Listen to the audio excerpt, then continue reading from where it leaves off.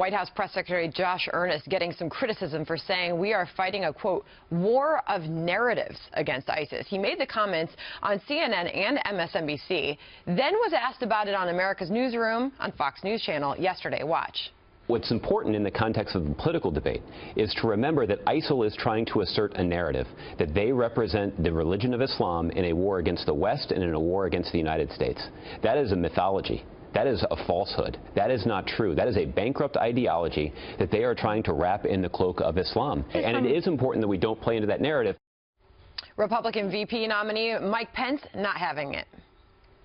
Well, I'm not sure that Hillary Clinton and Barack Obama know that we're at war. The White House spokesman today actually said that we were in a, quote, narrative fight, in a narrative battle. What is that? What is that?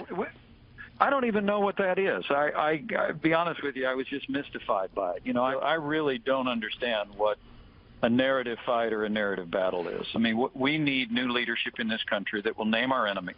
And you heard the voice of Rush Limbaugh challenging that notion of a war of narratives. Is this a misguided White House, Ambassador? It's a dream world.